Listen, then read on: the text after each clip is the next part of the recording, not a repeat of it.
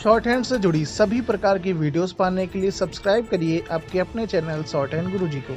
नमस्कार दोस्तों, आप सभी का स्वागत है शॉर्ट हैंड गुरुजी यूट्यूब चैनल पे। आज का डिक्टेशन 80 शब्दों प्रति मिनट की गति के साथ है।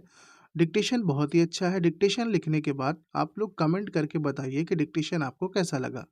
तो आप सभी लोग रेडी हो जाइए, डिक्टेशन स्टार्ट हो जाएगी 5 सेकंड के बाद। Ready, start. अडानी समूह से जुड़ा संकट थमने का नाम नहीं ले रहा है और समय के साथ चिंता बढ़ती जा रही है। न्यूयॉर्क से लंदन तक निवेशक व वित्तीय संस्थाएं इस समूह में निवेश से अब बचने लगी हैं और सभी को यही इंतजार है कि किसी ठोस जवाब या उपाय के साथ इस आर्थिक संकट का समाधान होगा। चूंकि मामला एक ऐसे उद्यमी से जुड़ा है जो दुनिया का दूसरा सबसे अमीर व्यक्ति बन गया था, इसलिए दुनिया भर में चिंता स्वाभाविक है। इस संकट से पहले कभी देश की किसी भी कंपनी को ऐसे जूझना नहीं पड़ा था। 24 जनवरी को हिंडनबर्ग रिसर्च रिपोर्ट के सामने आने के बाद से ही अडानी समूह पर स्टॉक में हेरफेर और खाते में गड़बड़ी के आरोप लग रहे हैं। कंपनी को अपने बाजार मूल्य में 108 अरब डॉलर का नुकसान झेलना पड़ा है। इस समूह की लगभग सारी कंपनियों को लगातार नुकसान झेलना पड़ रहा है।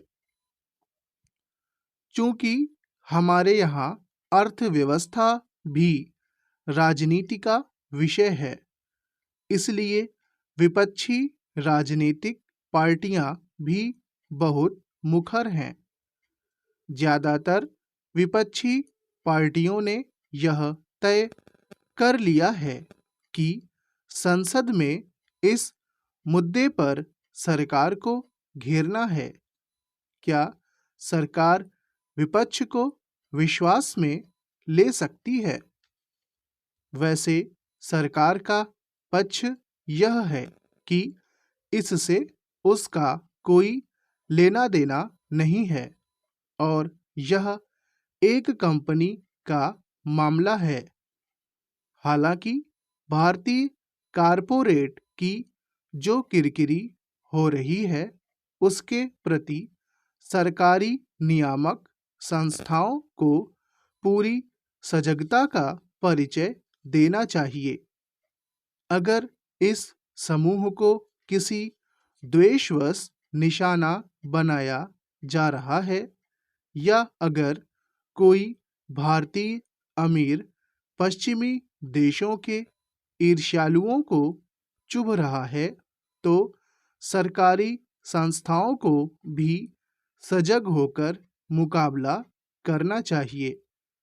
कारोबार की दुनिया में नियम कायदों का लाभ लेने का सबको हक है, लेकिन अगर कोई अनियमितता हुई है तो स्वयं सरकारी संस्थाओं को आगे आकर समाधान करना चाहिए। पहले भी पूंजीपतियों के खिलाफ साजिश हुई है। शेयर बाजार में अफवाह फैलाकर किसी की पूंजी कम करने की साजिश लगातार होती ही रहती है। अभी भी हम गौर करें तो अडानी कोई अकेले नहीं हैं जिनकी पूंजी कम हो रही है। अनेक कंपनियों के साथ साथ बैंकों की भी पूंजी घट रही है। भारत की सबसे तेज उभरती कंपनी का अगर भाव घटा है तो देश के सबसे बड़े बैंक का भी भाव प्रभावित हुआ है। हिंडनबर्ग की रिपोर्ट आने के बाद से भारतीय स्टेट बैंक के शेयर 11% टूट चुके हैं। स्टॉप।